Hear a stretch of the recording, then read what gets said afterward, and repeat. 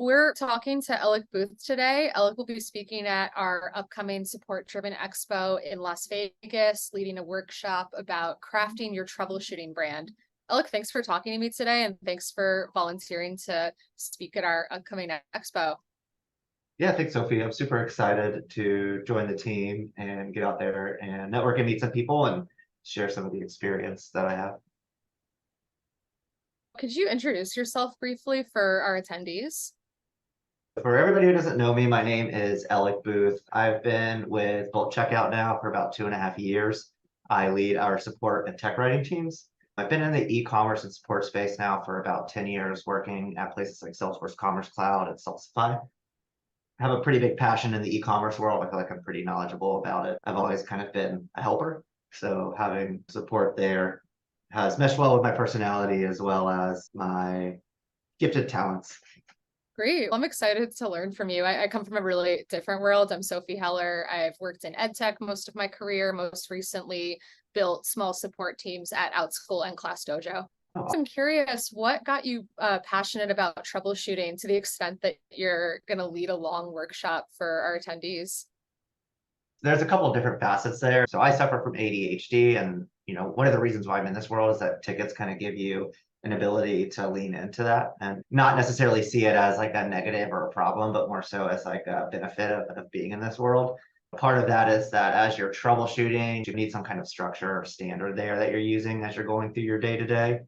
If you're not structured in your approach to problem solving, you can find yourself, 90 replies deep before you get to actually understanding what the problem is from a merchant or a customer. We all kind of either are starting our journey or we're midway through our journey, that it's important to keep an eye on how we're solving problems. And I think, as we all know, AI is coming up, changes happen quite frequently. Having a structure lets you lean into these changes and be clear and still use the same approach you did before, while also being efficient and keeping your merchants and customers supported. Absolutely. And I don't want to spoil your workshop for anyone, but what's one big takeaway? What kind of structure do you recommend people start using? The first piece, before you even start working on a ticket, you need to know what problem the merchant's experiencing. For my own team and myself included, people love to pick up things that they don't quite understand, especially in the support engineering world. That we're not monotonous workers, and that's not a negative. There are some people who just really thrive on, I'm enabling this 100 times a day. Personally, for myself, I like to dive into different things, but one of the things is that I found myself in the past not really diving in and understanding the problem, but trying to solve for something. And several times I got myself in a little bit of deep water where the merchant was like, that's not what I was looking for. Or it's been a week now and you're still not understanding my problem. So I think the takeaway from this, whether you come to my talk or not, just take a few seconds every ticket. The first question should really be, if I understand you correctly, this is the issue that you're experiencing, and this is what would resolve your issue. And then getting that confirmation back from the customer, a lot of times provides clarity. When they hear it back, they say, oh, yeah, you're exactly right. That's what I'm looking for. Or no, that's not quite what I'm looking for. Let me rephrase that for you. And I think it leads to, one, the merchant feels like, okay, they've got me. I can step away and I'll go focus on something else while they research or troubleshoot. For yourself, make sure that you understand what's going on and that you have a clear kind of mission statement or a vision statement for that ticket that you can take to others when you need assistance. Yeah, that's such a great tip because agents are so often incentivized by different metrics like meeting your SLA or just trying to close tickets out quickly. So it really makes sense that you kind of want to do the opposite, take a step back and make sure that you're providing responses that actually make sense in the long term. Yeah, 100%. I see a lot of times too, is when you do take that step back, you actually lead to quicker resolutions.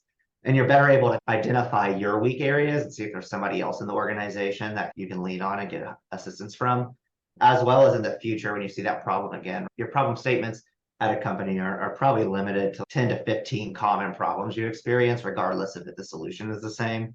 And then narrowing down that problem statement gives you the ability to reference back to past tickets or past experiences you've had to utilize that information. Absolutely. I'm really excited to learn more from you, and our attendees can really come away with some concrete tips for troubleshooting. Alec's going to be doing a workshop at our Support Driven Expo in Vegas in October.